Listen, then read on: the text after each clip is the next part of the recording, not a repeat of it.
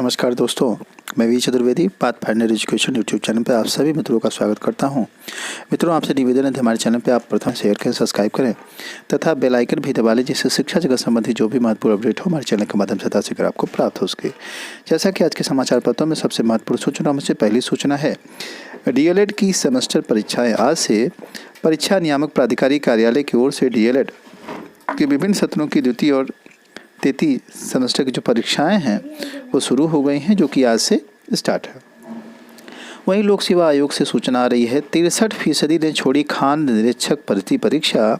UPSC Prayagraj और लखनऊ में 12 केंद्रों पर हुई थी परीक्षा। उत्तर प्रदेश लोक सेवा आयोग की ओर से आयोजित खान निरीक्षक भर्ती 2022 की प्रारंभिक परीक्षा में 36.81 अभ्यर्थी ही उपस्थित रहे, बाकी ने छोड़ दी परीक्षा।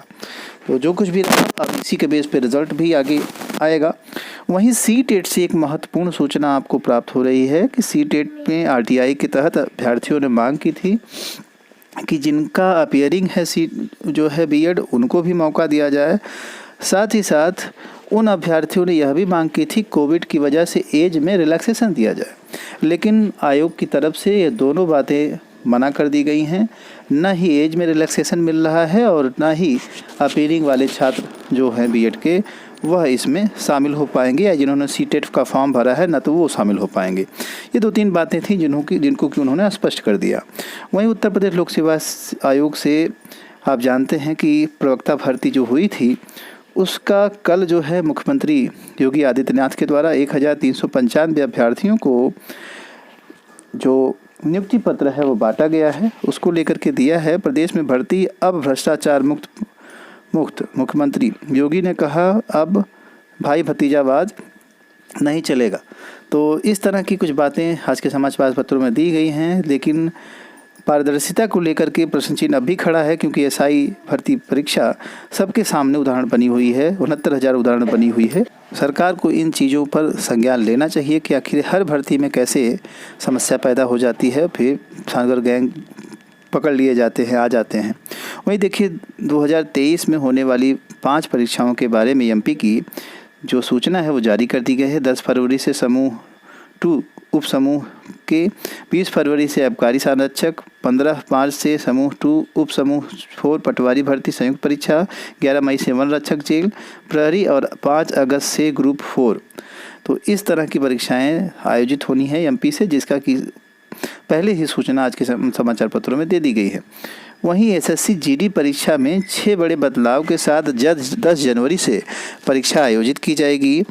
सबसे बड़ा बदलाव 30 मिनट घटाया गया है समय, और दूसरा जो सबसे बड़ा बदलाव किया गया है, प्रश्नों की संख्या में भी 20 प्रश्नों की संख्या कम की गई है और इसके आधार पर GD की परीक्षा आयोजित की जानी है। अब एक प्रश्न जो है 2 नंबर को होगा, तो यह बहुत बड़ा परिवर्तन है अभ्यर्थियों के लिए।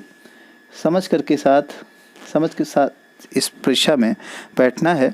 वहीं देखिए हाई कोर्ट की परीक्षा चल रही थी और हाई कोर्ट के जूनियर असिस्टेंट की परीक्षा में सालवर गिरफ्तार। हाई कोर्ट में जूनियर असिस्टेंट की परीक्षा में रविवार को लालपुर पांडेपुर पुलिस ने सालवर को गिरफ्तार किया है। अब आप समझ सकते हैं कि ऐसी स्थिति बार बार आ रही है, और अगर कड़ी कार्रवाई नहीं की गई तो जो छात्रों का भविष्य है वो हमेशा संकट में रहता है। अच्छे छात्र टहलते रह जाते हैं और नकल करने वाले नौकरी करने लगते हैं। वहीं देखिए मेसी को दूसरी बार मिली गोल्डन बॉल टी। आपसे बता दें कि जो FIFA वर्ल्ड कप होता है उसमें जो जीत है उसको हासिल किया है, वर्ल्ड कप जीता है अर्जेंटीना ने, और एक लंबे समय के बाद जीता है। इस वजह से दोहरी खुशी अर्जेंटीना मना रहा है। तो यह भी आज के समाचार पत्रों का एक प्रमुख विषय बना हुआ है।